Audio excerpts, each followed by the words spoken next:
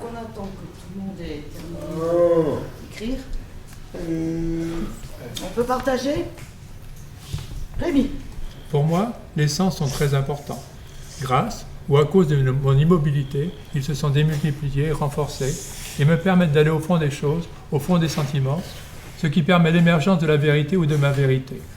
Je pense cependant qu'il s'agit d'une vérité éternelle dans laquelle je me retrouve et qui fait ma vie.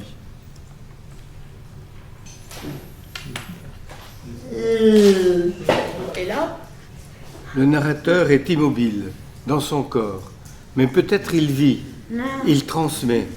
Je l'entends et ça me fait vivre plein d'émotions et me touche dans ma vie. Aujourd'hui, je suis surprise en pleine phase de sommeil. J'ai l'impression de me réveiller sur un plateau télé avec une lampe dans les yeux. Je me sens pleine d'importance. On me regarde, on fait attention à moi. Ce sont mes 5 sens qui sont en émoi. La lumière, les mots, les instruments qu'on utilise, même l'odorat est en alerte car la lampe à côté de moi fait chauffer la table.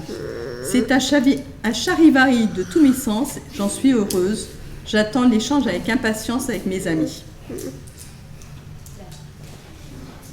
Julien, je suis ici pour participer à tout. Je suis intéressée par le goûter à venir, mais aussi par les situations qui sont en train d'advenir autour de la table. J'observe, je tourne, je vois les actes sous différents angles, j'entends les sons émis par les participants. Je pourrais être le caméraman. Je sens que j'ai des facilités pour tourner, bouger et observer. Je suis capable de devenir un observateur affûté. Pas d'inquiétude pour moi. Je suis très à l'aise avec tout ce qui se déroule, comme si j'avais fait cela toute ma vie. Je suis fatiguée mais intriguée à discuter sur ce thème d'être un narrateur immobile. Mais maintenant, je sens que l'heure est grave. J'attends que mes amis... Et j'attends ce que mes amis vont dire pour mettre mon grain de sel. Je sens énormément d'attention, mais aussi un nouvel intérêt dans cet atelier, comme un souffle nouveau. Mais maintenant, c'est parti, et nous nous retrouvons comme avant. Notre noyau dur de facilité est bien présent, ouvert à toute nouvelle configuration. Si chacun pouvait s'adapter comme nous. Aujourd'hui, nous sortons de la pénombre avec toutes ces lumières nouvelles. Merci.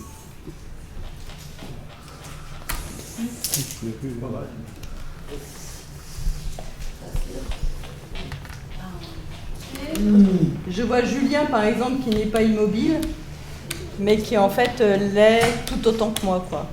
Donc l'immobilité, c'est pas qu'un état. Qui a envie de réagir? Bon, Julien, il dit l'inverse en fait. Alors Julien, c'est quoi? Il dit qu'il ne ressent aucune immobilité. Pour lui, tout bouge et tout le monde bouge. D'accord. En lettres majuscules, je suis vraiment immobile. Mais j'ai une agilité remarquable lorsque je suis dans le monde de la pensée et des rêves. L'immobilité n'est rien pour moi. Je pense exactement, comme vient de l'exprimer Rémi, que les pensées, en fait,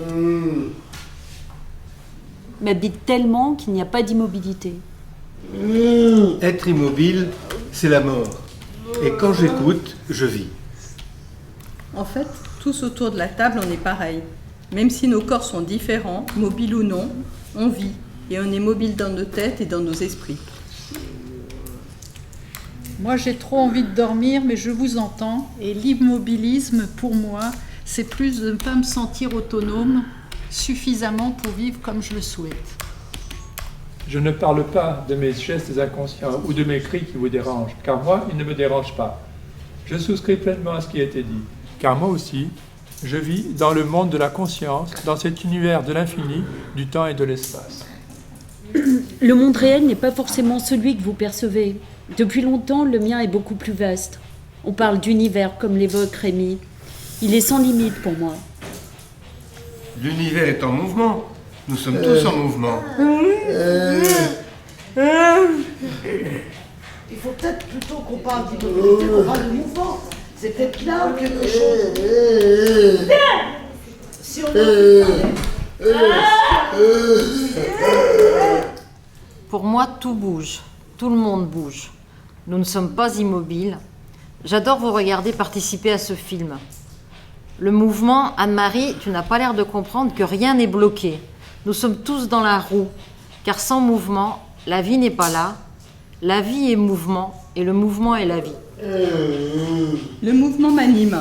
La preuve, on voit bien quand je dors dans mon fauteuil ou pas. Le mouvement est dans un sourire, un regard, un rire. Nos corps immobiles sont façonnés par des vibrations toujours en mouvement. Où est notre immobilité? Donc Colette écrit « Le mouvement m'a coûté l'immobilisme ». Point d'exclamation. Certes, c'est mon histoire, mais quelle ironie cet enchaînement de thèmes pour moi. Bien sûr et fort heureusement, je parlais de mon immobilité physique. Dans la vie, le mouvement peut être source d'accidents, mais c'est aussi, peut-être, source d'un autre avenir. Il y en a même un qui a dit « Je pense, donc je suis. Je n'arrête pas d'être. » C'est parfaitement dit, et là, je suis tout à fait d'accord. Au fur et à mesure qu'il y en a un qui écrit, qui lit, où on entend son texte, est-ce qu'on a envie de réagir tout de suite à ce texte-là? C'est ça.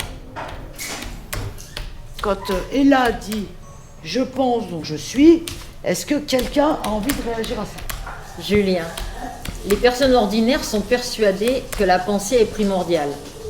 Moi, je ne sais pas si je pense, et ce n'est pas très important. Ce que je sais, c'est que je regarde, je vois, j'entends, je ressens et je sens. La pensée n'est pour moi que secondaire, ou même complètement annexe, puisqu'en aucun cas, elle ne m'aide à vivre dans ma vie de tous les jours.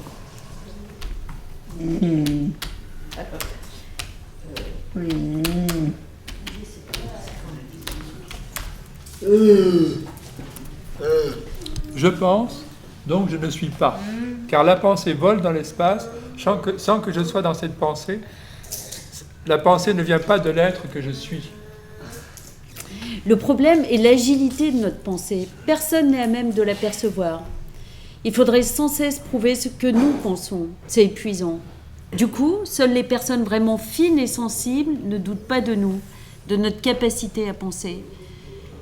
Le pire est que nous pensons beaucoup, plus que n'importe quel quidam. Et justement parce que nous vivons pour la plupart dans l'immobilité. Certes, on évoque les bienfaits de la marche pour le libre penseur. Mon univers est grand, mais pas immense. Je peux bouger, circuler, j'ai la liberté de mouvement et j'ai mon esprit qui voyage loin selon mes ressentis. Pas toujours facile à décoder, même pour moi.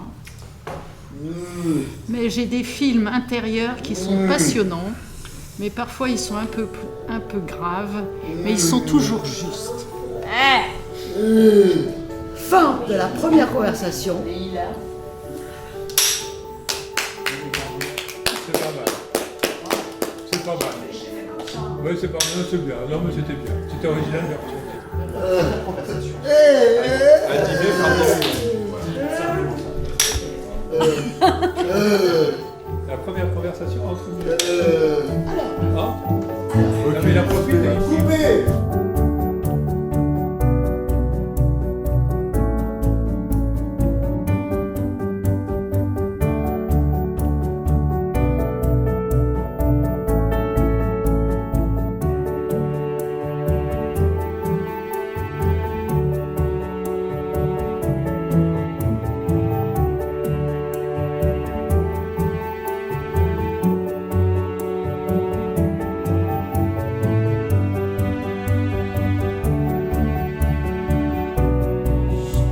passe donc. Donc le narrateur est immobile. Immobile pour vous, mais pas pour moi. Le mouvement de la vie est là. Comment osez-vous me dire que je suis immobile? Je bouge les bras et mon cœur bat. Je vis. Je suis prête à prendre le train en marche. Je cours assez vite. Rien n'est immobile. La vie est mouvement. Immobilité, arrêt sur image, est-ce de la vie? Et même avant la vie sur Terre, la vie du cosmos était là. Mes cheveux poussent et ne sont donc pas immobiles. Le mouvement est du présent. Avant, je ne sais pas, après non plus. À l'intérieur, tous les mots sont et s'articulent en phrases. Donc je pense, donc je suis.